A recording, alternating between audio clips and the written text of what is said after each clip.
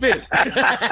We didn't see the best of Michael Jordan because he didn't sleep for 14 years. Okay, literally. Okay, I'm not like, this isn't like a little sleep. He literally didn't sleep. I've never seen a guy practice this hard, and that's what we should be showing the kids, because we're just showing them the games when the lights are on. This guy would,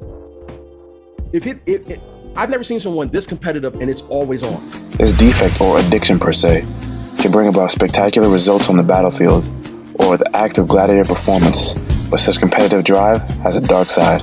If all you care about is winning, you will win at any cost. At any cost. So whatever is in your way has to be demolished.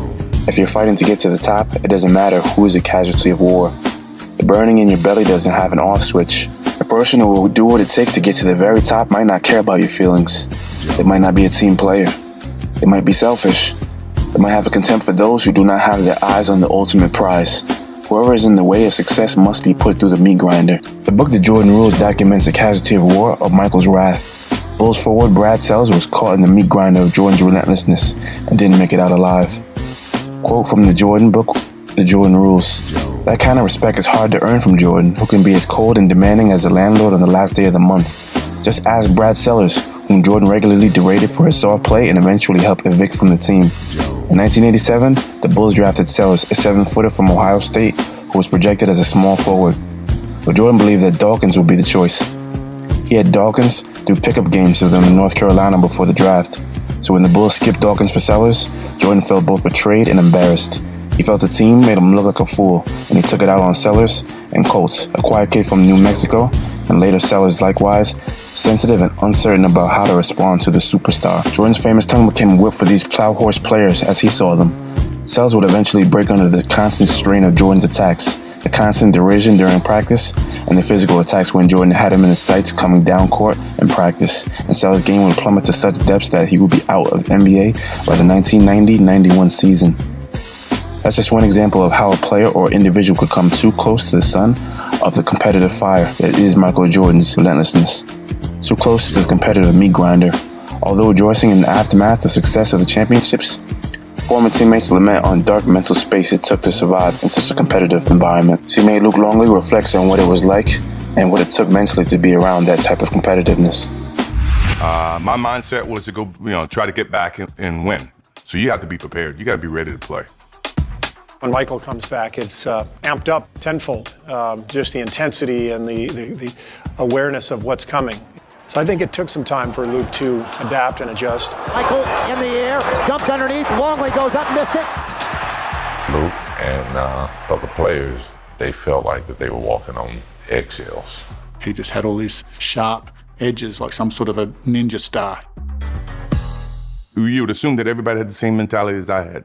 Strive for perfection each and every time you step on the basketball court. But unfortunately, everybody don't have that same mentality. But I had a mission, I wanted them to understand what it took to win, and winning has a price. And I'm pretty sure there were times they were not happy with me. But, as a leader, sometimes you're not going to be well liked. You're not going to be, but you have to pull them along. Michael was a demanding teammate. He wanted you to be as aggressive as he was. Second was not good enough. It just wasn't for him. Michael rode him a lot, pushed him and controlled him and criticised him, and with not a lot of encouragement, just like toughen up and you got a job to do your job, and this is what I need you to do if we're going to win.